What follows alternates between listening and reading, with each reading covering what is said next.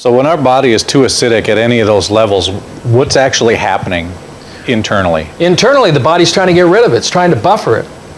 The body has to get rid of its own waste products.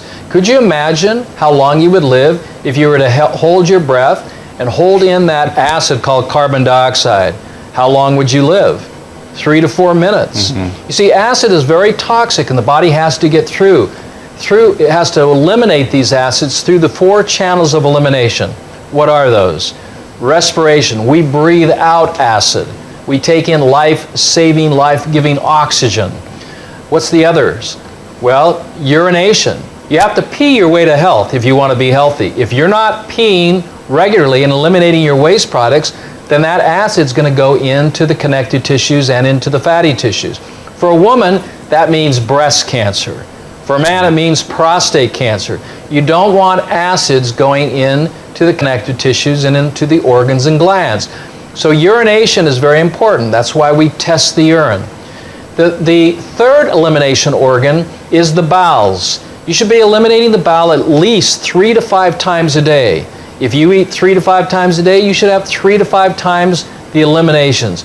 Most folks, especially children, are not eliminating regularly. In fact, they'll go for days without eliminating the bowel. This is a stage for acid buildup that can lead to an epidemic, which is around the world now, called type 1 diabetes. The fourth elimination organ is our pores. We have 3,500 pores per square inch, and these pores are openings that allow for gases. We smell those in the form of body odor, or liquid waste that are coming from the lymphatic system, out of our tissues, through the sweat glands. We remove waste products, which makes exercise so vitally important. And we must make time every day, at least 1 hour, to eliminate the acids that have built up in the connective tissues, including the muscles and the fatty tissues. When we talk about diet, so many people that we talk to stress the importance of an alkaline diet. Do you subscribe to that, and is there a connection with that in Candida? Sure, because basically an acidic environment equates to inflammation, which over time equates to disease. So what's acidic that we mainly do is we do excessive red meat, caffeine, sugar, alcohol, stress. Those are very acidic elements, and when you are acidic, you become inflamed. And so what we need to do is alkaline more, and we can do that through, my favorite thing is having more dark leafy greens. Whether you're juicing them, steaming them, sauteing them, get them down you. I really feel that the diet needs to be about 60% vegetables. That doesn't mean raw. It can be different ways, because some people, their digestive tracts are so shot that they can't get away with doing raw foods initially. They have to do cooked, steamed, etc. So it starts with having more vegetable intake. And then you can do simple things. You can do raw apple cider vinegar, putting a tablespoon in some water every day and drinking that. You can do fresh squeezed lemon in warm water first thing when you get up in the morning. Breathing exercises. You know, it doesn't have to be as intense as we think it needs to be. I don't think you want to drink alkaline water all day, because particularly when you're eating, you need to have that acid to break down your food. So we're looking at more elements in ways to alkaline, but it really comes back to what's your diet like. And if you just start to get the junk out, the sugars and the processed foods and the fast foods, right there, you're alkalining the body. You start to manage stress, you're alkalining the body. You hydrate more, you're alkalining the body. So alkalinity is certainly very important, because most cancers, most chronic diseases live in an acidic environment.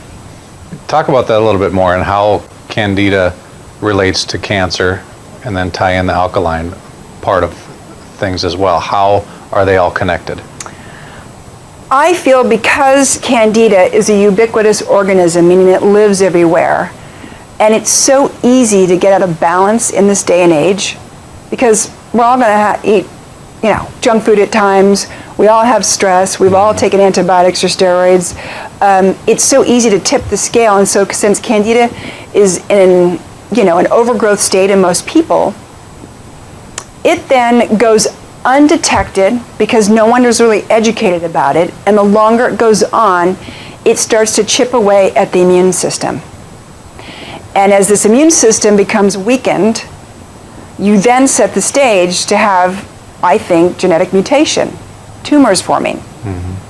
Now, there are theories. There's an Italian doctor that does feel that fungus is cancer. And Dr. Doug Kaufman, I feel that we're very much in sync in believing there's a very strong connection, because I don't think you can have cancer without having fungus. I think they go hand in hand. Can I say fungus is all cancer? I don't know, but there certainly is a very strong connection. And when you have both going on, you have an acidic environment. And the reality is that I think if we're using antifungal regimes with people that have cancer, we're going to see a lot more success. So I'm not skilled enough in cancer to give you the full technology breakdown of all that, but I will tell you that I believe it does go hand in hand. We hear a lot about an alkaline diet. What constitutes an alkaline diet? What are we talking about when we say that? Well, over 30 years ago, Shelley and I began this research on determining what foods are alkaline and what fluids are alkaline.